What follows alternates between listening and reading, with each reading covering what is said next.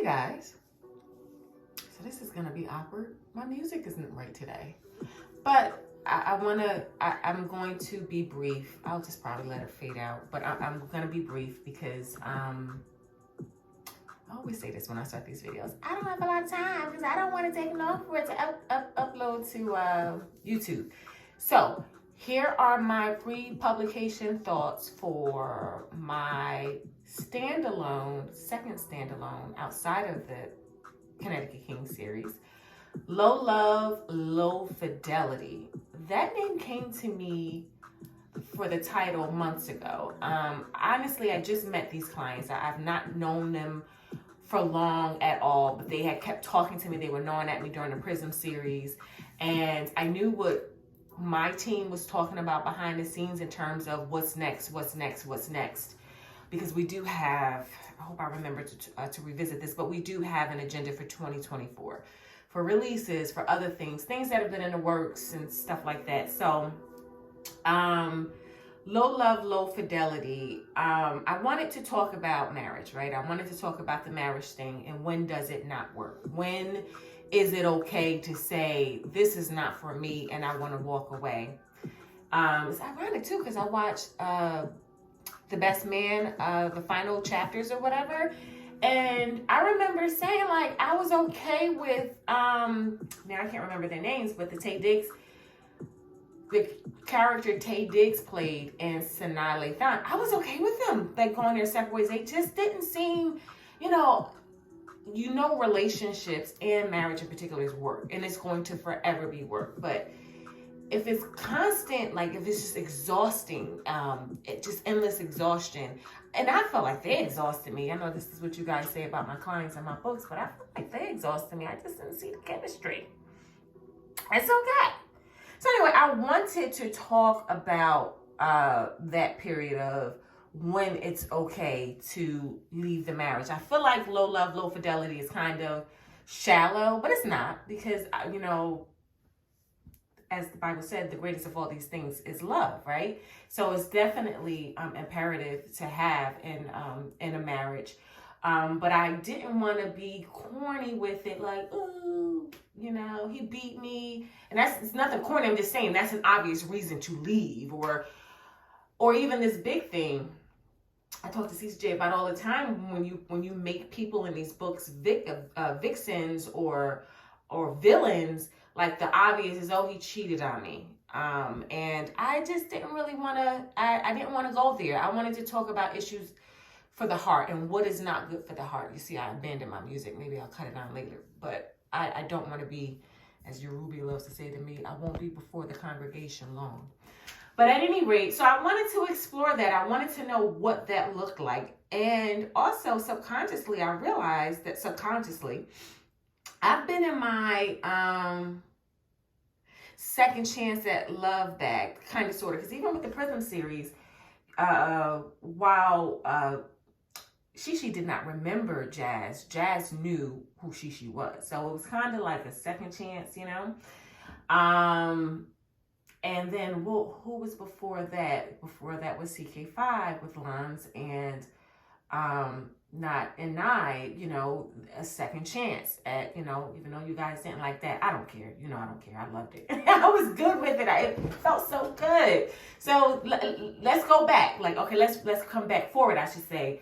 So speaking of which, when, when you have like delicate matters, and you guys, I feel like my publishing partner too, just feel like that's my strength. When I take my time with the character development. Although you guys now complain about the publishing dates of it, like I'm not buying book 1 or 2 until book 3. If that's what you want to do, that's fine. You guys should know by now. I don't want to sound arrogant, but I don't care. I really want more to appeal to you as an artist rather than jump into your every whim. Like, I have to take care of me and I have to protect the art. I can, when I can, like I did with Wayward Love, when I can just put out a whole series at the same time or within weeks of each other, I will. I just don't have that type of lifestyle now. And remember, I'm writing slower. I'm really writing super slow. And I lost my point about, when you're dealing with delicate matters, such as children, as in Love's Encroachment, Or in this one is marriage, it's kind of tricky to do it for LB, not for any other artist, because they're talented authors that can write. This is what they do. They write in standalones, get to the problem, get out of it, and close the book. LB ain't like that. But I tried to take on a couple who had their issues was enough for me to cover in one book. And I'm confident about that. I really am. I love Tobias and Lennox. I'm going to be honest with you. Their story wrote itself. And I know that's laughable, especially when my publishing partner, who's going to listen to this, he's going to be like, well, this is supposed to be out in February. How did it, if it was that easy, if it wrote itself, it took so long? Well, I'm writing slower, and I've actually been, I would say this year more, I've been with my family and friends more while writing. I've taken liberties to step away, to get out of the house, and to do more with my family and friends, to support them or do something fun with them. And I don't feel bad about it, but I feel sucky about missing this bad a deadline, because it's supposed to be it was supposed to be a 90,000 word manuscript. And that was the agreement, because there was so much we were trying to do with this. And then finally it was just like, it's going to be a traditional, project for me. But I made it to 109,000 words. Screwed that up too, because I was really looking forward to just fleshing them out and getting in and out, and it just didn't happen that way. So I'll pass, I did not make my deadline, and also did not, make that word count goal. But it's okay, because this is more of an LB feel. This is, ready for this? Drum roll. So this is probably the shortest book I've ever written. My Muted Love is, I think, 112,000 words. And Love Lost is like 120, over 120. But I think My Muted Love is My Muted Love? Okay, I hate to do this. I hate when I have to go look up stuff when I'm talking to you guys, because I should have been prepared. But it's not a short. Let's put it that way. It's not the egregiously long LB novels we are accustomed to, but it's not as short as I was going for. And I would have been fine with it being 90,000 words. In fact, here's another announcement. My CK6, I told CCJ, babe, I'm going to go for 100,000 words, and I'm going to be okay with that. I am going to be okay with that. So we'll see how because, I'm really not word count or page count oriented. I can't tell you how many chapters are going to be in my book. I can't tell you how many words, but what I can tell you is I'm going to finish that story, and that's what I did. So anyway, I'm doing all this talking. And I feel like, so I work with Zakia, who is my developmental editor, and she's also now our house narrator. She does our commercials. She does the voiceover on our commercials. And I said to her, I want to do something different. Okay, I just want to go back real quick and tell you I lied. My Muted Love is the shortest book. That is actually 98,000 words, almost 99,000 words. That is crazy. So, okay. I'm wrong. So Low Fidelity will not be my shortest book to date. All right. No biggie. All right. So we were talking, and I was telling her, I was saying, Zakia, I'm starting to see, best-selling authors, like authors that I can't even tell you their names, but I'll follow, because this is my industry. I'll follow their sales. I'll follow to see what they're doing. And I don't mean my peers. I'm talking about people I can't even name. I just go to the charts and I see what they're doing and how they are giving away the plot in the description. And, so Zakia, who can be very tight-lipped about, she wants only people who are reading the book to know what's going on in the book. She actually was saying, okay, LB, I'm going to ride with you on this. And we, even she picked the excerpt that's on the website. We went back and forth with the script for the commercial she did. And she did not fight me on the description finally for the book. So we're giving it to people ahead of time, giving people an idea of what to expect in the book, because you're still not understanding their journey until you get into it. So I would like to hear some feedback from you guys about that, because I'm noticing that is what works for a lot of these best-selling authors. So I'm really trying to, I'm really trying to best communicate with my constituents too. Like, so if that is what you guys like and you don't care, because I have the worst descriptions in my book. I am the worst description writer. Not only do I hate it, but I'm actually sucky at it. Sorry to Zakia, because Zakia typically helps me write them. I'm long-winded and I'm still not saying anything, so it's frustrating for me. But we just gave everything away, so I don't really feel like I have a lot to say about them. It was just timing. Their story is just really about timing and allowing it to play out, and about, I know how people, and I often write about it, like, you know, my clients who are in their 30s, especially the women, thinking love is never going to meet them, like they're never going to have that opportunity or anything like that. Well, with Lennox, it's a little different because she had the marriage up front. You know, kids was a foreign object. Love was a foreign, expectation for her, but she got it. And you know what I really love about this? I felt like typically when I start off with my male clients, they honestly, I mean, I know you guys can correct me for the few that this does not apply to, but they don't really be checking for my female clients at first when they first meet. It's something that happens that gets them going, and then they'll become that, aggressive, like, I want you forever. Tobias, we meet him, that brother is on that from the gate. And I wanted that. Like, after the Prism series and after closing it with The Promise and how Jazz and Ashira, there was so much angst in that, but I had to stay true to their story, so I don't regret it. If there was another way for my talent to take me to avoid that, that would have been one thing. But that's where it took me, and I'm going to stay true to them. But even me, you guys complained about it. Well, how do you think I feel? And I remember when they were talking to me as I was closing the Prism series, I remember just seeing them. They were very affectionate, always hands on each other, and I think it picked up that way. And the reason why I said this story wrote itself is because as I'm closing this within the past 2 weeks, and certainly the last 36 to 48 hours, I'm like, yo, did you put this in there? Oh, because that was a foreign thought. Because, sometimes my clients tell me things before I even get started on them that's a feel-good thing, like a point a connecting point that makes the reader, if you're paying attention, say, oh, wow. All of those circle around points, with the exception of one, I can say, as of now, I've made. Like, all of those little feel-goody points and, dropping this hint, and then it kind of like the bookends thing, like you open up with this dilemma or open up with this mention that's random. By the time you get to the end of the book, it's not random. That's what I mean. And I feel like I got all except for one.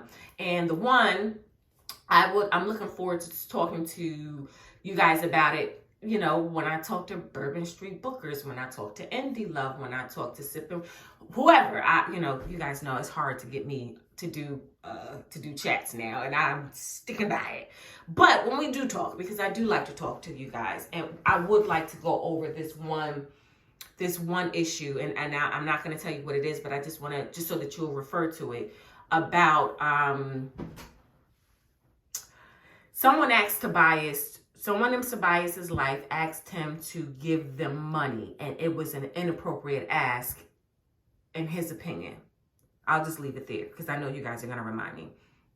Right? So I want to close this. I want to get out of here and tell you that this will be an early release. Yep. I will be hitting publish tonight. So I'm thinking it'll be released tomorrow. I always knew that Wednesday would be the release date. It was either going to be today or tomorrow. And I could actually release it today, but I won't, because I want to pray about this thing. I kind of want to, plus I got to put it in vellum. I got to format it and all that other stuff. And I'm not trying to kill myself, but I can tell you it'll be available tomorrow. We're not going to wait until the 6th, but I really had to put something out there because in true LB fashion, I am behind. All right, so speaking of behind, what is next? I don't know if I should be saying this, but I'm going to say it because, who's going to check me, boo? Prism series is coming to audio. Prism series, I do not have a date on that, but it is coming to audio, and that's all I'm going to say. We can expect that reasonably in 2023, this year. What else can I say? I do have another announcement, but I don't think I should say that one. So this year, some of you guys have been already, Rhonda Richardson, she already hit me up, and you guys didn't know, and I think even Bourbon Street Bookers knew this. that my 10th year anniversary is coming up. Yes, next month will be 10 years since I published Love Lost, the first series, the first book in my first series. May 10th, I believe, was the date. So, which is my cousin Sheree's birthday, who will never hear this video, but shout out to you, Sheree. I am excited. I didn't know how to commemorate it, and my publishing partner says what we can do is we can finally do something with that short story that was only given to the Lippers Club members. Remember that? The Lippers Club, for those of you who don't know what the Lippers Club is, it no longer exists, but it was the book box before everybody started book boxing, which is why I don't book box. It just took a long time because my publishing partner we were probably ahead of our time with it or whatever, but we had the boxes with the fun stuff in it, but we also included a piece of lip, and that people, it's like one of those things, like I just said, one of those things that's left out of Low Fidelity. It's like one of those things that was mentioned but was just never fleshed out, and I wrote it. The problem is, people have been asking for it for free now that Lippers Club is done, and I didn't think that was fair because people actually, that was included in their price. So my publishing partner said, well, just put that out and just put it on for a reasonable price. And I said, no, it's not enough. So what I'm going to do is I'm going to try to double that letter. But I'm definitely going to fluff it up. I'm going to extend it. I feel like the LBU has expanded, and Asmir is connected to so many of my clients. So I think I'm going to make it make sense by putting some of that stuff in there. And that will be out next month. So that's the next thing. It'll be on our website though. I just learned that CCJ, I just learned literally like an hour ago, not even, that CCJ did a video teaching, people how to get their books that they purchase from us on our sites from BookFunnel, how to get it on their Kindle. So if you guys don't know how to, and you're wary about purchasing from our website, she did a nice walkthrough where she has like images and everything. But it'll be on our website. It'll be available on our website. So please look out for that. It will be fluffed up, but it is still a short story, like a short story. So it will be reasonably priced. But for those, because I'm telling you, I'm not lying to you. I have consistently, over the years, since the Lippers Club, after the Lippers Club, have been asked about the letter Michelle wrote Raina and Lip, right? Loves and probable Loves and Probable Possibilities. I think that's how it goes. But anyway, that is that. And then we'll be at Indie Love at the end of June. I will be starting the short story, like this, expanding on that short story by the end of this week. And then into next week. And then I'm going straight into my CK project. In fact, I have to talk to CCJ about fleshing out what I have so far. I already did it, but I got to talk about it again now that I'm about to get started. And we are going to do CK6 this year. I'm excited about that for several reasons that I probably won't speak about now. But I'm excited about that. And I'm praying to have that baby out by August 31st, the latest, because I've been trifling.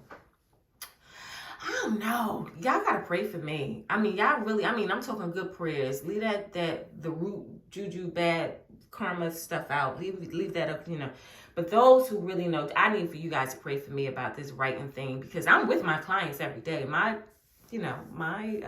manuscripts stay open, but I'm just writing so darn slow. I hate it.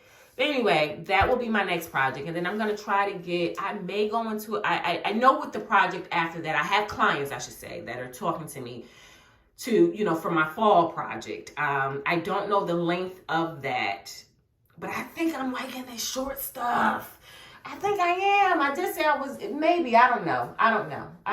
We're evolving. I don't know, because I know I'm long-winded. Evidence of that is that this is almost 20 minutes and I have to go. But please look out for that. The short story, which is Raina's Letter from the Lip series, that's next month exclusively on my website, nowhere else. Don't forget, we also have the, I have to call it the epidemic, and it's not that, the encyclopedia on my website exclusively. We have Indie Love coming up. I will, once the Prism series is available in audio, we'll run a promo for that. Guys, plug in get on the mailing list. That is how you can be guaranteed information. Visit my website. That's another way that you can be guaranteed information. If you do not want to be a part of the mailing list, get off. It's okay. I never take it personally. Get off, because we got to pay for it. And my publisher partner is threatening to shut it down because it's like, you know, he's just like, this is an expense. And I'm like, no, that's how we're in touch with the people. I don't rely on social media. Social media for me is fun. I'm not one of those authors that gets overwhelmed and I'll get off for a few months. I detox from social media. I don't detox from social media. It's not that serious for me. I was born in 1979. That was probably mean to say, but y'all know me by now. I don't detox from it. I am on there and I do keep up with social media. However, I don't like for people to be dependent on my communications to be on social media. Something can happen and you see what's happening on social media. You got to pay for this. You can't be with Twitter. I've never been, verified anywhere. I've never had a blue check anywhere, but now IG is offering it for a fee. No. And now Twitter is saying like, I can't do the 2-step authentication, which leaves my account at risk. So anyway, you guys, I do have the mailing list. I have my website. And I do have a blog. The blog, though, I don't think it's like subscription based anymore because we moved over last year. We switched my website over. That needed to desperately be done. And it looks so good. It feels so clinical, so clean. So I don't think, like when I put up posts in my blogs, it's not going to alert you. I don't think it has that capacity like it used to. I think what you can do is you can see the feed from Goodreads if you follow me on Goodreads.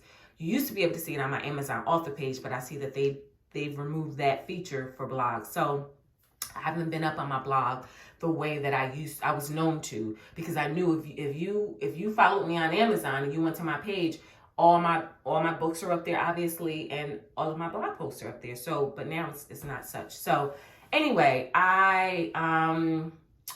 I just want to give a shout out to my editing team. They worked hard, but you can't be a part of my editing team and not work hard. I just have to figure out how to work them in a smarter way than a harder way. Because it's always going to be hard, but I feel like I got to do better, Also, everyone who I reached out to for research for this project, AG helped me out again. I got on her nerves a little bit, but she rolls with me. She knows that I'm nutty. So she rolls with me. Dr. Tank, who will never hear this, Tanganika Barnes, who's a medical doctor, helped me out with this. She helped me out with prison too with Juggy's issue. I just left it open, I didn't close it. My sister-in-law, Carm KJB, who will probably not hear this either, helped me out a lot because Lennox, while she's from Jersey, Jersey is my home base, because I know Jersey. But Lennox spends, a lot for this book. She spends a lot of time in North Carolina. And I visited with my siblings. You guys, but most of my siblings live in North Carolina. They left Jersey and they live in North Carolina. But for, legal matters and stuff like that, I even had to consult her. And she was really instrumental. Ruby is still fired. I used her a little bit to help me with a certain part of the book that I was insecure about with character development, and then I fired her again because she's a loser.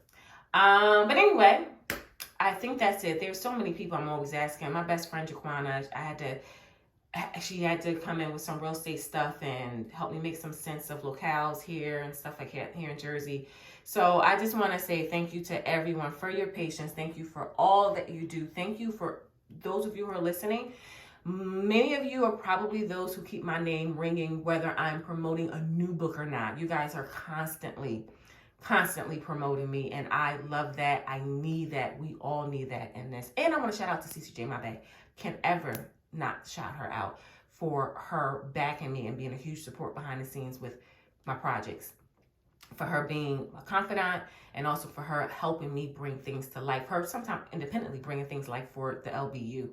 I just want to shout out to her, and I'm excited because my baby's about to have a baby. It's a lot, but she gonna get through it. She's made for it.